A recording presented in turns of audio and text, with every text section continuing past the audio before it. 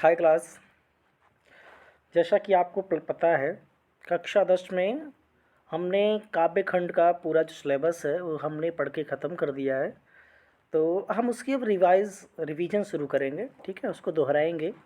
और दोहराने का काम हम पहले चैप्टर से शुरुआत करते हैं। देखिए, पहला चैप्टर जो कि सूरदास जी के द्वारा रचित है ना, सूरदास जी ने लिखा है। तो सूरदास का जीवन परिचय के विषय में हम आपको नहीं बताएंगे, हम सीधे चैप्टर की जो व्याख्याएं हैं उनके विषय में हम बात को आपको बताएंगे, ठीक है। तो आइए देखिए, पढ़ना शुरू करते हैं। लिखा है, पहला पद जो इसमें है, पद इन्होंने जो लिखा सूरदास जी ने, उसमें है चरण कमल बंदो हरिराई, जाकी कृपा पंगु गिरलांग है, अंधे को सब कुछ दर्शाई। बहिरो सुने गूंग पुनि बोले, रंक चले सिर छत्र धराई, सूरदास स्वामी करुणामय, बार बार बंद होती ही पाई।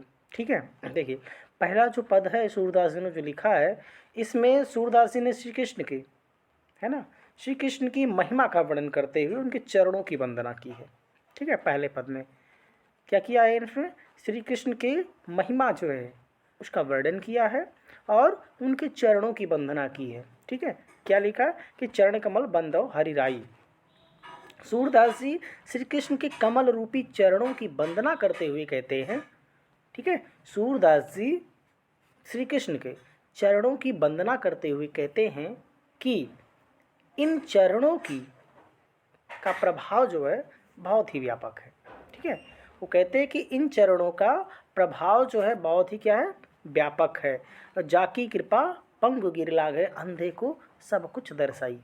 सूरदास जी कहते हैं कि इनकी कृपा हो जाने पर, किसकी कृपा, इन चरणों की, ठीक है, इन चरणों की कृपा हो जाने पर लंगड़ा व्यक्ति जो है पर्वतों को भी लांघ जाता है।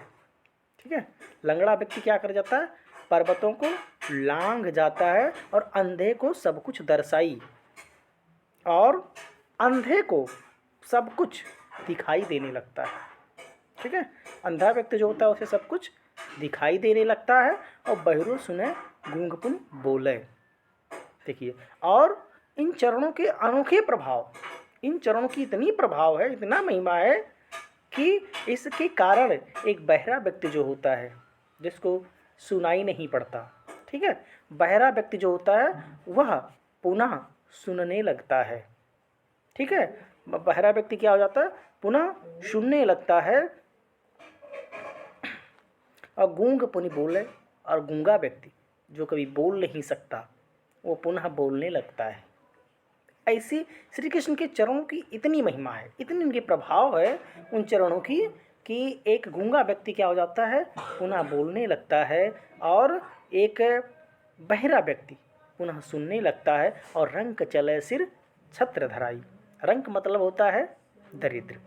ठीक है, कहते हैं रंक चले सिर छत्र धराई। और एक दरिद्र व्यक्ति जो होता है ना, अगर किसी दरिद्र व्यक्ति पर श्री कृष्ण के चरणों की कृपा हो जाती है तो वह राजा बनकर अपने सिर पर छत्र धारण कर चलने लगता है, अर्थात छत्र धारण कर लेता है, सोने का छत्र धारण कर लेता है, अगर उन पर श्री कृष्ण के चरणों की कृपा हो जाती है। आगे लिखा है कि सूरदास स्वामी करुणामय, बार बार बंदह तिहि पाई। सूरदास जी कहते हैं कि ऐसे दयालु प्रभु, ठीक है, सूरदास जी कहते हैं कि ऐसे दयालु प्रभु श्री कृष्ण के चरणों की मैं बार बार बारंबार वंदना करता हूँ। अर्थात सूरदास जी ऐसे चरणों की कृपा हो जाने पर, यानी ऐसे चरणों की वंदना बार बार करते हैं जिस पर अगर जिस चरणों के प्रभाव से एक लंगड़ा व्यक्ति पर्वतों को लांघ जाता है, अंधे को सब कुछ दिखाई देने लगता है, बहरा व्यक्ति पुनः सुनने लग जाता है, गूंगा व्यक्ति पुनः बोलने लग जाता है, और एक दरिद्र व्यक्ति सर पर छत्र धारण करके चलने लग जाता है।